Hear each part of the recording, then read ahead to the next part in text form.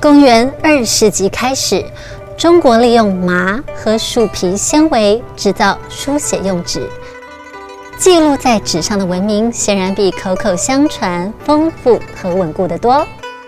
造纸古法今日依然在流传，纸张早已经跳出了书写承载的角色。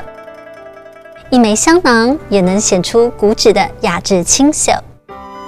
了不起的匠人，我们来看看古纸匠人龙战仙的故事。街头新庄村，朝知府神明，历史延延长，祖色是才伦。以前有一句话，若要富是抄纸治百步。以前我们这个地方在古老的时候，它有这2个行业，到现在是400-500年。从6岁就开始造纸。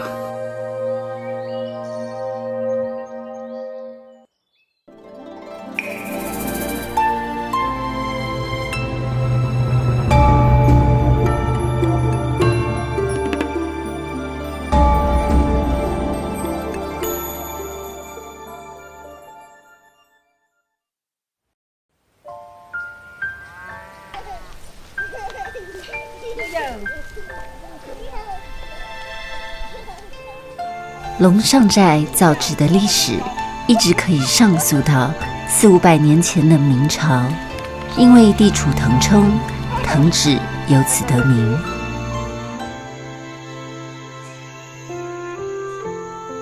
上世纪90年代以来，受工业纸的冲击，藤纸的买卖日渐艰难。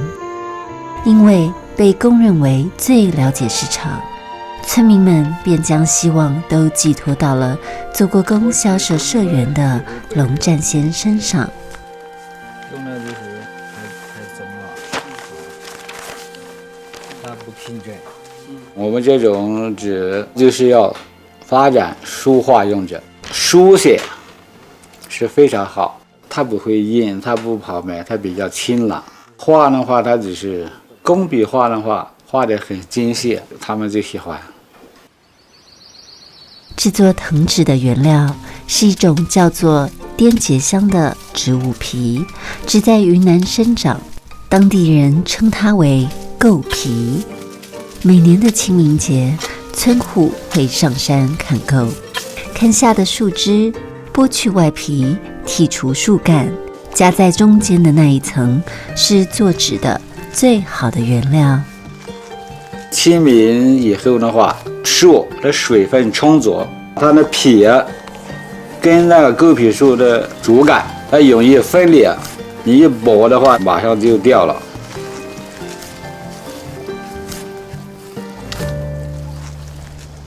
2005年，从事古纸研究的学者龙文来当地考察，他发现只在日本和纸中出现的造纸原料，原来一直在这个小村庄默默传承着。这是第一次龙上寨的藤纸在学术界有了自己的地位。当我发现这个龙上寨造纸的这个原料是三亚皮的时候，我是非常惊喜的。三亚皮实际上就是节香，在没有采访到这个村落之前呢，大家就觉得好像我们没有在用三亚皮在造纸了，这是填补了我们一个纸张研究的一个空白。我们街头这边是有一个活化石的这个意义在里面。啊，明光上面有。明光上面有，但是他们家处理的话不干净。为了不破坏细长的纤维，原料的处理从第一步开始就极为谨慎。我们敲纸的工序多，比如说我们5-6岁呢，我们小孩也有小孩的活路，也帮老人揣构。然后的话，我爷爷，我常记得，他又把我揣过的，他又重新揣一次，揣到构皮出清水，像上边来的清水一样，没有其他的那些杂质的水，然后才算快干净了。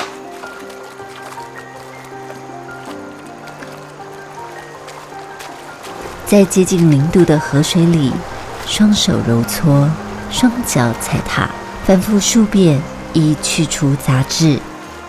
每年春天，这样的景象就会在龙上寨上演。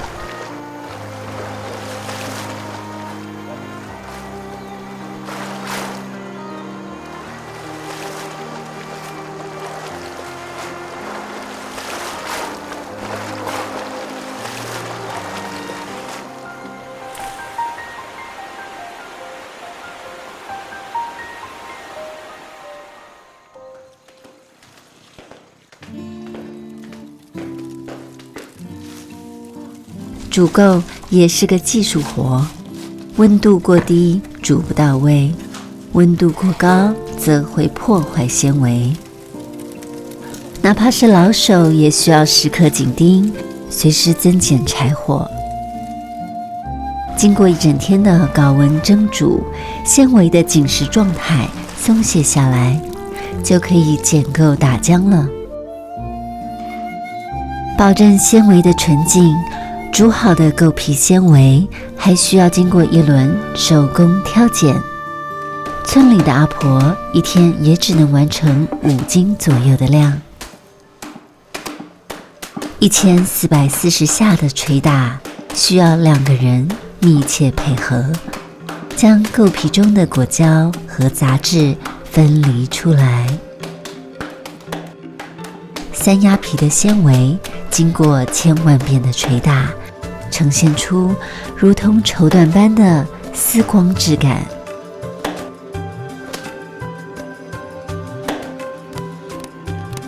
捶打后，纤维失去了果胶的粘合，相互独立，将其倒入清水，快速搅拌，直到混合均匀。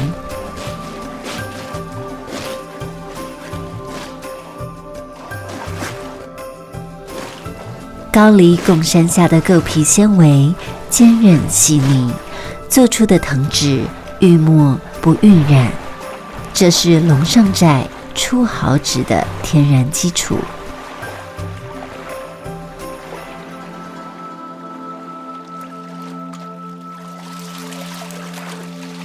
用竹帘抄起浮游的纤维，使它们交织成纸张的雏形。这个过程叫抄纸。这一步最为考验功力，稍不注意，纤维便会纠结成团。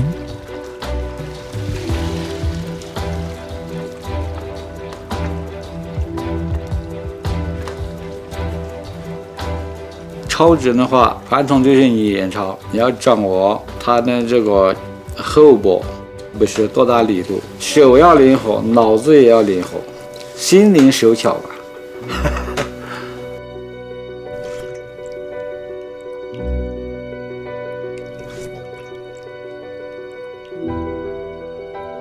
制作纸呢，每个工序都是在水里边做，如果你不细心，颜料跟水走了，你也不知道。比如说100斤狗皮抄的500张纸，那你这边也走一点，那边流失一点的话，你300张都抄不到。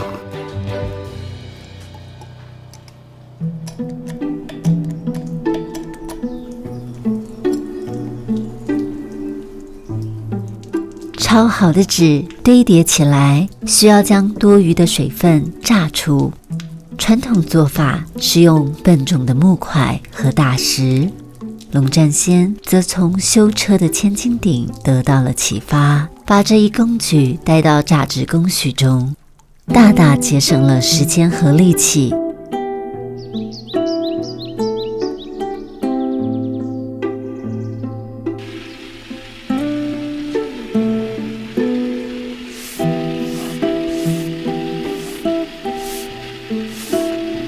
纸张的干燥工序称为焙纸。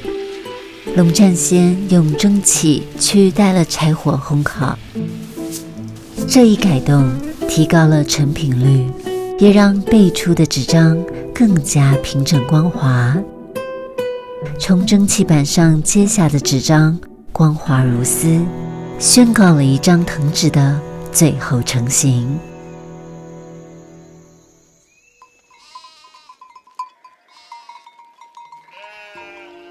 中国衡量纸的好坏，其实是以接近绢帛的丝滑和柔顺作为标准的。相对于工业纸的硬挺，柔润的古纸其实更接近东风的审美和使用需求。如今，国内不止龙上寨在制作古纸，但很多都已沦为表演性的技艺。龙上寨流传着一句话，叫做“纸寿千年”。沿用古法造出的纸张，寿命比工业纸长出10倍以上。也老是还是像以前我们家做那种古老的纸，现在已经不适应了嘛。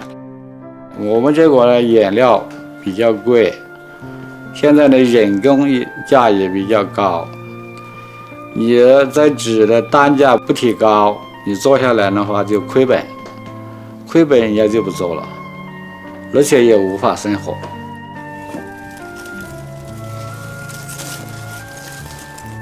龙占先知道古纸不会死，但它需要新的面貌。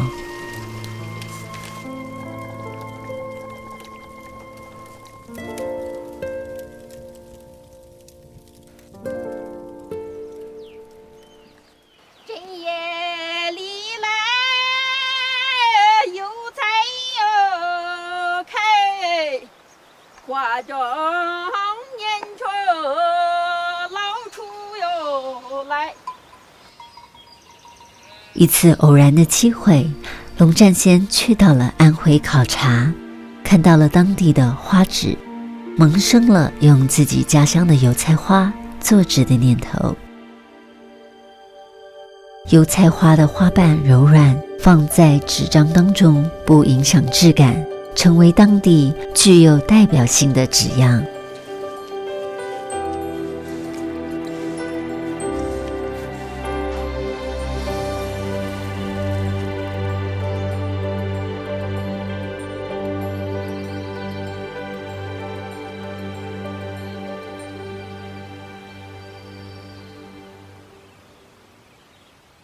08年的时候，昆明这边不是世博园嘛，宣传了云南的茶叶。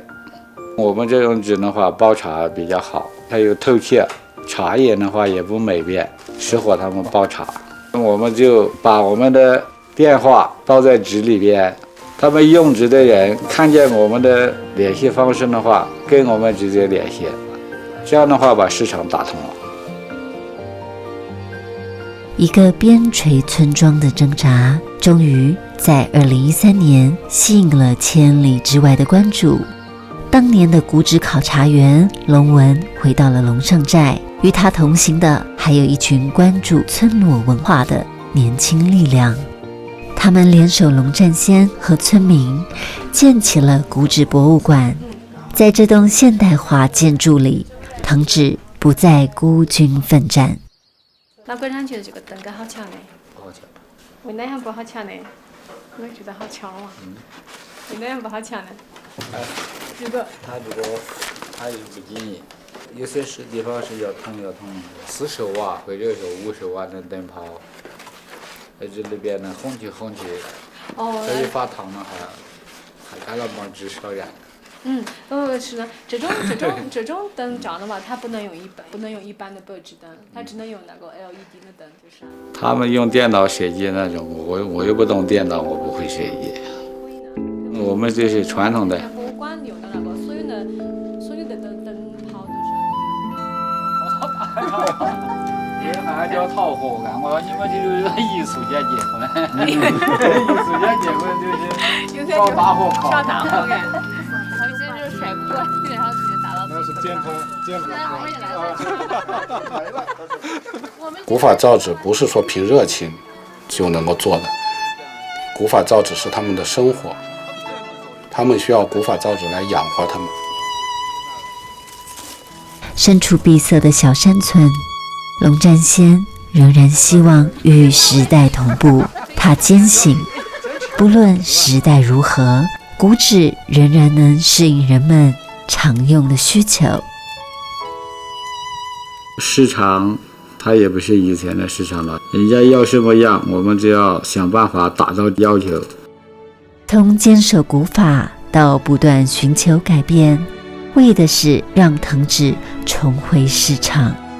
让龙占先在意的，始终都不是手艺的传承问题，而是拥有这门手艺的人是否能靠着这门手艺过更好的生活。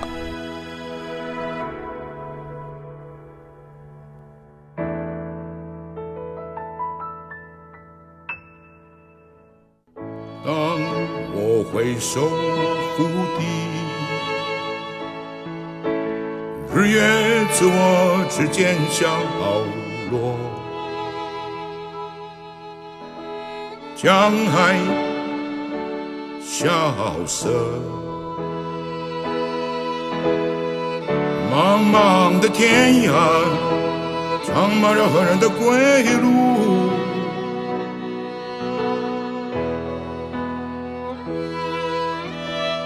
天涯无涯，我是跨越无涯的一则传说，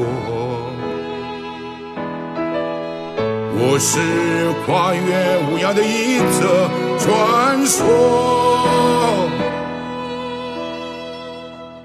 当我回首大地，云包着我之间消落，森林消失，茫茫的云海长满了何人的归路。